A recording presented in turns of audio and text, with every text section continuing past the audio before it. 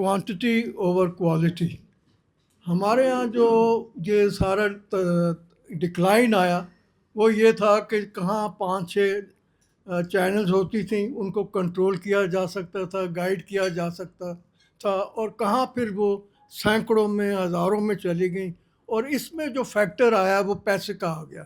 اس میں مانیڈ لوگ جو بڑی گھٹیا جنہوں کی طریقے سے کمائے ہوئے پیسے تھے، جیسے بھی محترم بتا رہی تھیں کہ وہ تھیٹر میں جس کے پاس پیسہ ہے اس نے بدترین وہاں پر وہ شو کرائے. اسی طرح ڈرامے میں ادھر ٹی وی میں چلے جائیں.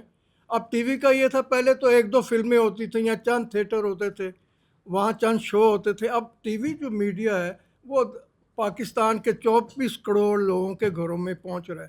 اس کا امپیکٹ اتنا ہی زیادہ تھا. لیکن ٹی وی نے پھر آ کے جب پیسہ اس میں شامل ہوا اور جب کنزیومرزم بڑھی، جب فیشن آیا، جب ڈرگز آ گئیں، جب سارا اس طرح کے خرافات آ گئیں، ولگیرٹی آ گئی، اور ڈرامے بھی ایسے پیش ہونے لگے کہ جو اس میں مورل ویلیوز اور اس کے اخلاقیات وغیرہ سب ختم ہو گئی.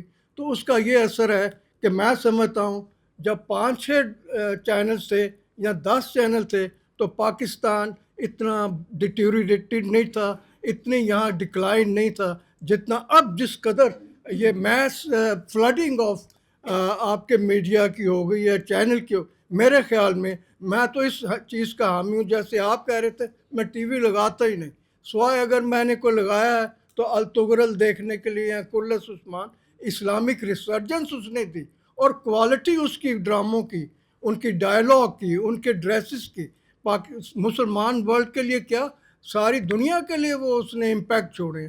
تو ایسی چیزیں ہونی چاہیے. ایک تو یہ کنٹرول ہونا چاہیے کہ اس قدر مشرومنگ نہ ہو، ہر بندہ اٹھ کے ایک چینل بنا رہا ہے اور پھر وہ پولیٹیکل ایک پاور بن جاتی ہے. ایک آدمی کے 10 چینل ہیں، ایک گروپ کے 100 وہ میڈیا ہاؤسز ہیں جہاں ڈرامے آ رہے ہیں، اور اتنا زیادہ پھر یہ فلڈنگ ہے ڈراموز کی یا ان پروگراموں کی کہ آپ کنٹرول ہی نہیں کر سکتے. نو نیشنل آپ کا کوئی ایسا جو کنٹرولنگ اتھارٹی جو ہے وہ اس کو کنٹرول ہونا چاہیے آن کوانٹٹی. پھر ہی اگر کوانٹٹی پہ کنٹرول ہوگا تو پھر ہی کوالٹی پہ کنٹرول ہو سکتا، ورنہ یہ ڈیٹیوریشن آپ کی بڑھتی جائے گی، کوئی اتنی روک سکتا.